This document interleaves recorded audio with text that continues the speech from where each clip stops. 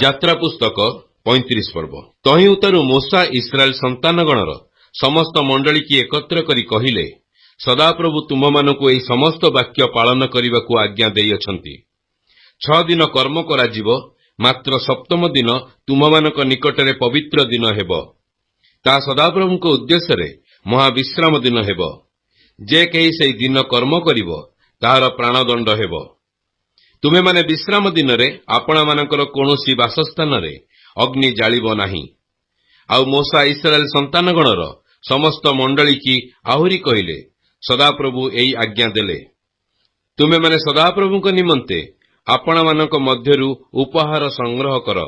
ଯେ କେହି ସ୍ୱଚ୍ଛନ୍ଦମନା, ସେ ସଦାପ୍ରଭୁଙ୍କ ଉଦ୍ଦେଶ୍ୟରେ ସ୍ୱର୍ଣ୍ଣ ଓ ରୌପ୍ୟ ଓ ପିତ୍ତଳ, ପୁଣି ନୀଳବର୍ଣ୍ଣ ଓ ଧୂମ୍ରବର୍ଣ୍ଣ ଓ ସିନ୍ଦୁରବର୍ଣ୍ଣ ଓ ଶୁଭ୍ର ଓ କ୍ଷମସୂତ୍ର ଓ ଛାଗଲୋମ, ପୁଣି ରକ୍ତୀକୃତ ମେଷଚର୍ମ ଓ ଶିଶୁକ ଚର୍ମ ଓ ସିଟିମ୍ କାଷ୍ଠ, ପୁଣି ଦୀପାର୍ଥକ ତୈଳ, ଅଭିଷେକାର୍ଥକ ତୈଳ ଓ ସୁଗନ୍ଧି ଧୂପାର୍ଥକ ଗନ୍ଧ ଦ୍ରବ୍ୟ, ପୁଣି ଏଫୋଦ ଓ ବୁକୁପଟା ନିମନ୍ତେ ଗୋମେଦକ ମଣି ପ୍ରଭୃତି ଖର୍ଚ୍ଚନୀୟ ପ୍ରସ୍ତର, ଏହି ସମସ୍ତ ସଦାପ୍ରଭୁଙ୍କର ଉପହାର ଆଣିବ।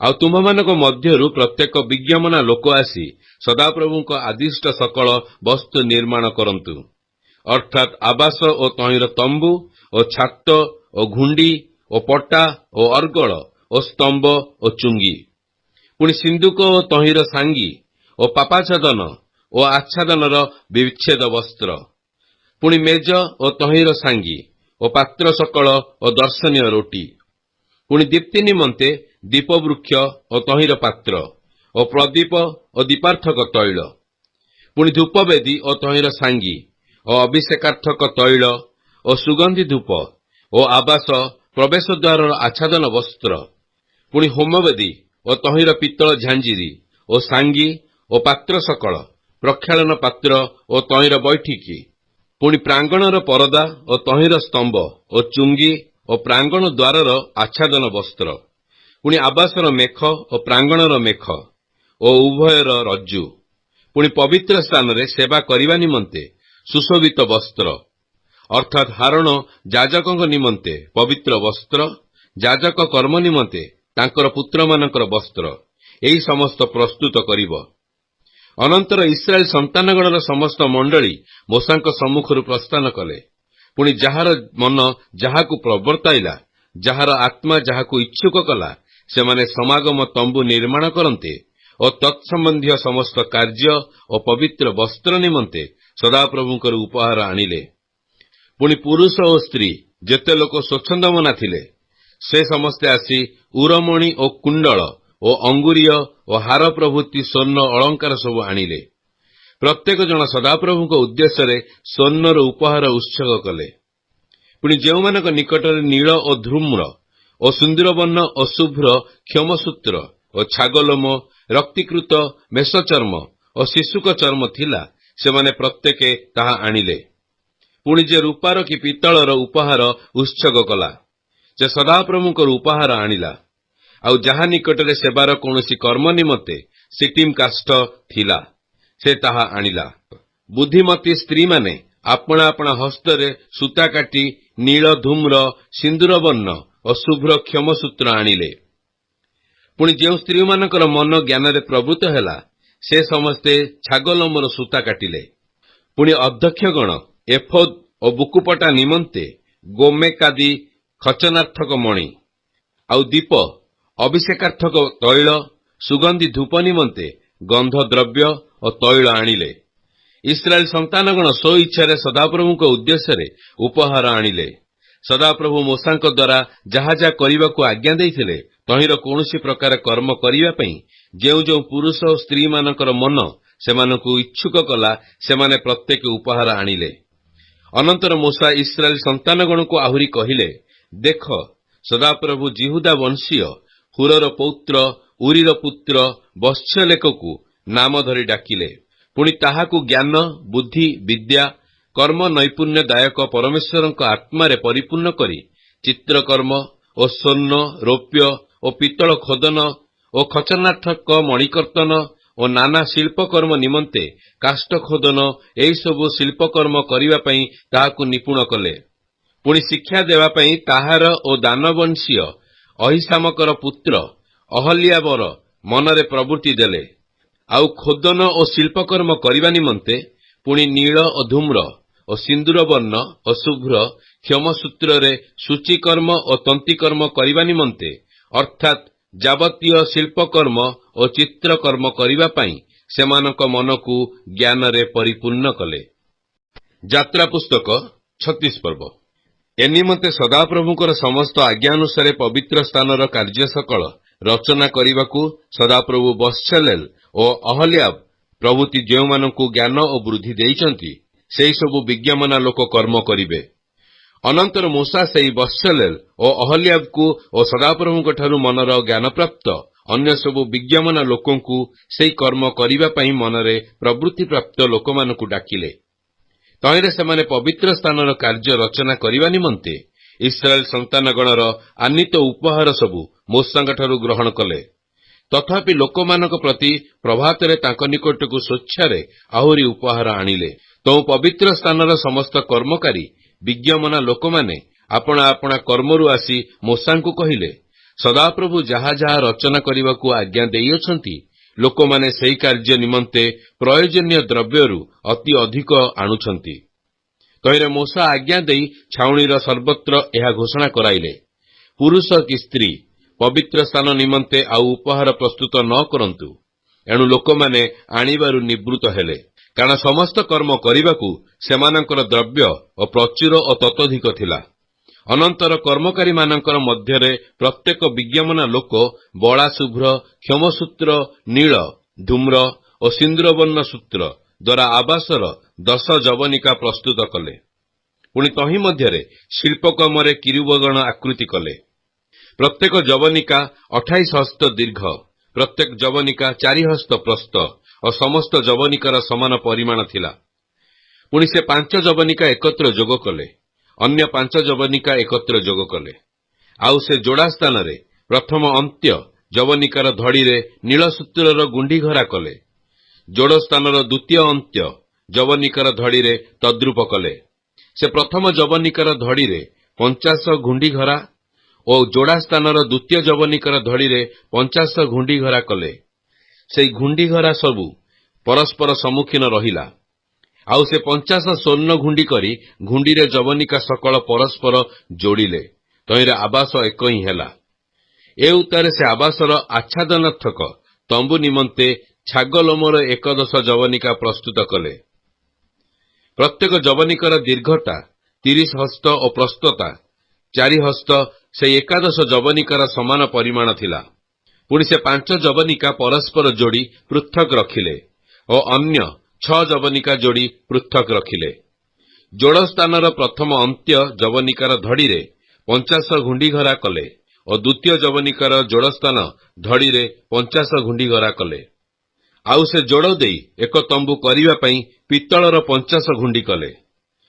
ପୁଣି ସେ ରକ୍ତୀକୃତ ମେଷଚର୍ମରେ ତମ୍ବୁର ଏକ ଛାତ ଓ ତହିଁ ଉପରେ ଶିଶୁକ ଚର୍ମରେ ଏକ ଛାତ ପ୍ରସ୍ତୁତ କଲେ। ଅନନ୍ତର ସେ ଆବାସ ନିମିତ୍ତ ସିଟିମ୍ କାଷ୍ଟର ଠିଆ ପଟା ପ୍ରସ୍ତୁତ କଲେ। ଏକ ପଟା 10 ହସ୍ତ ଦୀର୍ଘ ଓ 1.5 ହସ୍ତ ପ୍ରସ୍ତ ଥିଲା। ପ୍ରତ୍ୟେକ ପଟାର ପରସ୍ପର ଅନୁରୂପ 2 ପଦ ଥିଲା। ଏହି ରୂପେ ସେ ଆବାସର ସମସ୍ତ ପଟା ନିମନ୍ତେ ପ୍ରସ୍ତୁତ କଲେ। ଆଉ ସେ ଆବାସର ଦକ୍ଷିଣ ଦିଗସ୍ଥ ଦକ୍ଷିଣ ପାର୍ଶ୍ୱ ନିମନ୍ତେ 20 ପଟା ପ୍ରସ୍ତୁତ କଲେ। ପୁଣି ସେ ସେହି 20 ପଟା ତଳେ 40ଟି ରୂପାର ଚୁଙ୍ଗି କଲେ। ଏକ ପଟା ତଳେ ତହିଁର 2 ପଦ ନିମନ୍ତେ 2 ଚୁଙ୍ଗି ଓ ଅନ୍ୟାନ୍ୟ ପଟା ତଳେ ସେମାନଙ୍କ 2 ପଦ ନିମନ୍ତେ 2 ଚୁଙ୍ଗି କଲେ। ପୁଣି ଆବାସର ଅନ୍ୟ ପାର୍ଶ୍ୱ ନିମନ୍ତେ ଉତ୍ତର ଦିଗରେ 20 ପଟା କଲେ। ଏକ ପଟା ତଳେ 2 ଚୁଙ୍ଗି ଓ ଅନ୍ୟାନ୍ୟ ପଟା ତଳେ 2 ଚୁଙ୍ଗି, ଏ ରୂପେ ରୂପାର 40 ଚୁଙ୍ଗି କଲେ। ସେ ଆବାସର ପଶ୍ଚିମ ଦିଗସ୍ଥ ପଶ୍ଚାତ ପାର୍ଶ୍ୱ ନିମନ୍ତେ 6 ଖଣ୍ଡ ପଟା କଲେ। ପୁଣି ଆବାସର ସେହି ପଶ୍ଚାତ ଭାଗରେ 2 କୋଣ ନିମନ୍ତେ 2 ଖଣ୍ଡ ପଟା କଲେ। ପୁଣି ତହିଁ ତଳେ ଯୋଡ଼ ରହିଲା ଓ ସେହି ରୂପ ତହିଁର ମୁଣ୍ଡରେ ପ୍ରଥମ କଡ଼ା ପାଖରେ ଯୋଡ଼ ରହିଲା। ଏହି ପ୍ରକାରେ ସେ 2 କୋଣର ପଟା ଯୋଡ଼ିଲେ। ତହିଁରେ 8 ପଟା ପୁଣି ଏକ ପଟା ତଳେ 2 ଚୁଙ୍ଗି, ଏ ରୂପେ 16 ରୂପା ଚୁଙ୍ଗି କଲେ। ଆଉ ସେ ସିଟିମ୍ କାଷ୍ଟରେ ଅର୍ଗଳ ପ୍ରସ୍ତୁତ କରି ଆବାସର ଏକ ପାର୍ଶ୍ୱସ୍ଥ ପଟାରେ 5 ଅର୍ଗଳ ଓ ଅନ୍ୟ ପାର୍ଶ୍ୱସ୍ଥ ପଟାରେ 5 ଅର୍ଗଳ, ପୁଣି ଆବାସର ପଶ୍ଚିମ ଦିଗସ୍ଥ ପଶ୍ଚାତ୍ ପାର୍ଶ୍ୱର ପଟାରେ 5 ଅର୍ଗଳ ଦେଲେ। ପୁଣି ମଧ୍ୟସ୍ଥିତ ଅର୍ଗଳ ପଟାର ମଧ୍ୟ ଦେଶରେ ଏ ମୁଣ୍ଡରୁ ସେ ମୁଣ୍ଡ ଯାଏ ପାଇଲା। ଆଉ ସେ ସବୁ ପଟା ସୁବର୍ଣ୍ଣରେ ମଡ଼ାଇଲେ ଓ ଅର୍ଗଳର ଘରା ନିମନ୍ତେ ସୁବର୍ଣ୍ଣର କଡ଼ା କଲେ। ଅର୍ଗଳ ସକଳ ସୁବର୍ଣ୍ଣରେ ମଡ଼ାଇଲେ। ଅନନ୍ତର ସେ ନୀଳ ଓ ଧୂମ୍ର ଓ ସିନ୍ଦୁର ବର୍ଣ୍ଣ ଓ ବଳା ଓ ଶୁଭ୍ର କ୍ଷୌମସୂତ୍ର ନିର୍ମିତ କିରୁବାକୃତିରେ ଚିତ୍ରିତ ଏକ ବିଚ୍ଛେଦ ବସ୍ତ୍ର ପ୍ରସ୍ତୁତ କଲେ। ପୁଣି ସେ ତହିଁ ନିମନ୍ତେ ସିଟିମ୍ କାଷ୍ଟର 4 ସ୍ତମ୍ଭ କରି ସୁବର୍ଣ୍ଣରେ ମଡ଼ାଇଲେ ଓ ସେ ସବୁର ଆଙ୍କଡ଼ା ସୁବର୍ଣ୍ଣରେ କଲେ ଓ ତହିଁ ନିମନ୍ତେ ରୂପାର 4 ଚୁଙ୍ଗି ଢାଳିଲେ। ଆଉ ସେ ତମ୍ବୁଦାର ନିମନ୍ତେ ନୀଳ ଓ ଧୂମ୍ର ଓ ସିନ୍ଦୁର ବର୍ଣ୍ଣ ଓ ବଳା ଶୁଭ୍ର କ୍ଷୌମସୂତ୍ର ନିର୍ମିତ ଚିତ୍ର ବିଚିତ୍ର ଏକ ଆଚ୍ଛାଦନ ବସ୍ତ୍ର ପ୍ରସ୍ତୁତ କଲେ। ତହିଁରେ 5 ସ୍ତମ୍ଭ ଓ ସେ ସବୁର ଆଙ୍କଡ଼ା କଲେ। ପୁଣି ସେ ସବୁର ମୁଣ୍ଡାଳି ଓ ଛୁଞ୍ଚିଆ ସୁବର୍ଣ୍ଣରେ ମଡ଼ାଇଲେ, ମାତ୍ର ସେମାନଙ୍କର 5 ଚୁଙ୍ଗି ପିତ୍ତଳର ଥିଲା। ଯାତ୍ରା ପୁସ୍ତକ 37 ପର୍ବ। ଅନନ୍ତର ବତ୍ସଲେଲ ସିଟମ୍ କାଷ୍ଟରେ 2.5 ହସ୍ତ ଦୀର୍ଘ ଓ 1.5 ହସ୍ତ ପ୍ରସ୍ଥ ଓ 1.5 ହସ୍ତ ଉଚ୍ଚ ଏକ ସିନ୍ଦୁକ ନିର୍ମାଣ କଲେ ଓ ତହିଁର ଭିତର ଓ ବାହାର ନିର୍ମଳ ସୁବର୍ଣ୍ଣରେ ମଡ଼ାଇ ତହିଁର ଚତୁର୍ଦିଗରେ ସୁବର୍ଣ୍ଣର କାନ୍ଥି କଲେ। ପୁଣି ତହିଁରେ 4 କୋଣ ନିମନ୍ତେ 4 ସ୍ୱର୍ଣ୍ଣକଡ଼ା ଢାଳିଲେ। ତହିଁର ଏକ ପାର୍ଶ୍ୱରେ 2 କଡ଼ା ଓ ଅନ୍ୟ ପାର୍ଶ୍ୱରେ 2 କଡ଼ା ଦେଲେ। ଆଉ ସେ ସିଟିମ୍ କାଷ୍ଟରେ ସାଙ୍ଗି କରି ସୁବର୍ଣ୍ଣ ମଡ଼ାଇଲେ ଓ ସିନ୍ଦୁକ ବହିବା ନିମନ୍ତେ ସିନ୍ଦୁକର ପାର୍ଶ୍ୱସ୍ଥ କଡ଼ାରେ ସେହି ସାଙ୍ଗି ପ୍ରବେଶ କରାଇଲେ। ଏଉତାରେ ସେ ନିର୍ମଳ ସୁବର୍ଣ୍ଣରେ 2.5 ହସ୍ତ ଦୀର୍ଘ ଓ 1.5 ହସ୍ତ ପ୍ରସ୍ଥ ଏକ ପାପାଛେଦନ ନିର୍ମାଣ କଲେ। ପୁଣି ପିଟା ସୁବର୍ଣ୍ଣରେ 2 କିରୁବ ନିର୍ମାଣ କରି ପାପାଛେଦନର 2 ମୁଣ୍ଡରେ ରଖିଲେ। ତହିଁରେ ଏକ ମୁଣ୍ଡରେ ଏକ କିରୁବ ଓ ଅନ୍ୟ ମୁଣ୍ଡରେ ଅନ୍ୟ ଏକ କିରୁବ ସ୍ଥାପନ କଲେ। ପାପାଛେଦନର 2 ମୁଣ୍ଡରେ 2 କିରୁବକୁ ତହିଁର ଅଂଶ କରି ରଖିଲେ। ପୁଣି କିରୁବମାନଙ୍କର ପକ୍ଷ ଊର୍ଦ୍ଧ୍ୱ ବିସ୍ତାରିତ ହୋଇ ପାପାଛେଦନକୁ ଆବରଣ କଲା ଓ ସେମାନଙ୍କ ମୁଖ ପରସ୍ପର ସମ୍ମୁଖୀନ ହେଲା, ମାତ୍ର ପାପାଛେଦନ ପ୍ରତି କିରୁବମାନଙ୍କର ମୁଖ ରହିଲା। ତହିଁଉତାରୁ ସେ ସିଟିମ୍ କାଷ୍ଟରେ 2 ହସ୍ତ ଦୀର୍ଘ 1 ହସ୍ତ ପ୍ରସ୍ଥ ଓ 1.5 ହସ୍ତ ଉଚ୍ଚ ଗୋଟିଏ ମେଜ ନିର୍ମାଣ କଲେ। ପୁଣି ତାହା ନିର୍ମଳ ସୁବର୍ଣ୍ଣରେ ମଡ଼ାଇଲେ ଓ ତହିଁର ଚତୁର୍ଦିଗରେ ସୁବର୍ଣ୍ଣର କାନ୍ଥି କଲେ। ପୁଣି ସେ ତହିଁର ଚତୁର୍ଦିଗରେ 4 ଅଙ୍ଗୁଳି ପରିମିତ ଏକ ବେଷ୍ଟନ କଲେ ଓ ସେହି ବେଷ୍ଟନର ଚତୁର୍ଦିଗରେ ସୁବର୍ଣ୍ଣର କାନ୍ଥି କଲେ। ଆଉ ସୁବର୍ଣ୍ଣରେ 4 କଡ଼ା ଢାଳି ତହିଁର 4 ପାହ୍ୟାର 4 କୋଣରେ ରଖିଲେ। ସେହି କଡ଼ା ପାର୍ଶ୍ୱ କାଷ୍ଠର ସନ୍ନିକଟ ଓ ମେଜ ବହିବା ନିମନ୍ତେ ସାଙ୍ଗିର ଘରା ଥିଲା। ପୁଣି ସେ ସେହି ମେଜ ବହନାର୍ଥେ ସିଟିମ୍ କାଷ୍ଟରେ ସାଙ୍ଗି ନିର୍ମାଣ କରି ସୁବର୍ଣ୍ଣରେ ମଡ଼ାଇଲେ। ଆହୁରି ସେ ମେଜର ଉପରିସ୍ଥ ପାତ୍ର ସକଳ ଅର୍ଥାତ୍ ତହିଁର ଥାଳି ଓ ଚମଚ ଓ ପାତ୍ର ଢାଳିବା ନିମନ୍ତେ ଗଡ଼ୁ ସକଳ ନିର୍ମଳ ସୁବର୍ଣ୍ଣରେ ନିର୍ମାଣ କଲେ। ଆହୁରି ସେ ନିର୍ମଳ ସୁବର୍ଣ୍ଣରେ ଏକ ଦୀପବୃକ୍ଷ ନିର୍ମାଣ କଲେ। ସେ ପିଟାକର୍ମରେ ଦୀପବୃକ୍ଷ ତହିଁର ଗଣ୍ଡି ଓ ଶାଖା ନିର୍ମାଣ କଲେ। ଆଉ ତହିଁର ଗୋଲାଧାର ଓ କଳିକା ଓ ପୁଷ୍ପ ତହିଁରେ ସଂଲଗ୍ନ ହେଲା। ସେହି ଦୀପବୃକ୍ଷର ଏକ ପାର୍ଶ୍ୱରୁ 3 ଶାଖା ଓ ଦୀପବୃକ୍ଷର ଅନ୍ୟ ପାର୍ଶ୍ୱରୁ 3 ଶାଖା, ଏହି 6 ଶାଖା ତହିଁର ପାର୍ଶ୍ୱରୁ ନିର୍ଗତ ହେଲା। ପୁଣି ଏକ ଶାଖାରେ ବାଦାମ ପୁଷ୍ପାକୃତି 3 ଗୋଲାଧାର କଳିକା ଓ ପୁଷ୍ପ, ପୁଣି ଅନ୍ୟ ଶାଖାରେ ବାଦାମ ପୁଷ୍ପାକୃତି 3 ଗୋଲାଧାର କଳିକା ଓ ପୁଷ୍ପ, ଏହି ରୂପେ ଦୀପବୃକ୍ଷରୁ ନିର୍ଗତ 6 ଶାଖାରେ ରହିଲା। ମାତ୍ର ଦୀପବୃକ୍ଷରେ ବାଦାମ ପୁଷ୍ପାକୃତି 4 ଗୋଲାଧାର ଓ ତହିଁର କଳିକା ଓ ପୁଷ୍ପ ରହିଲା। ଆଉ ତହିଁରୁ ଯେଉଁ 6 ଶାଖା ନିର୍ଗତ ହେଲା, ତଦନୁସାରେ ଏକ ଶାଖା ଦ୍ୱୟର ତଳେ ଏକ କଳିକା, ଅନ୍ୟ ଶାଖା ଦ୍ୱୟର ତଳେ ଏକ କଳିକା, ଅନ୍ୟତର ଶାଖା ଦ୍ୱୟର ତଳେ ଏକ କଳିକା ରହିଲା। ଏହି କଳିକା ଓ ଶାଖା ତହିଁର ଅଂଶ ହେଲା ଓ ସମସ୍ତ ନିର୍ମଳ ସୁବର୍ଣ୍ଣ ନିର୍ମିତ ଏକ ପିଟାକର୍ମ ହେଲା। ଆଉ ସେ ତହିଁ ପାଇଁ ସପ୍ତ ପ୍ରଦୀପ ଓ ଚିମୁଟା ଅଙ୍ଗାରଧାନୀ ନିର୍ମଳ ସୁବର୍ଣ୍ଣରେ ନିର୍ମାଣ କଲେ। ସେ ଏକ ମହଣ ପରିମିତ ନିର୍ମଳ ସୁବର୍ଣ୍ଣରେ ତାହା ଓ ତହିଁର ସମସ୍ତ ପାତ୍ର ନିର୍ମାଣ କଲେ। ଅନନ୍ତର ସେ ସିଟିମ୍ କାଷ୍ଟର 1 ହସ୍ତ ଦୀର୍ଘ 1 ହସ୍ତ ପ୍ରସ୍ଥ 2 ହସ୍ତ ଉଚ୍ଚ ଚତୁଷ୍କୋଣ ଧୂପବେଦୀ ନିର୍ମାଣ କଲେ।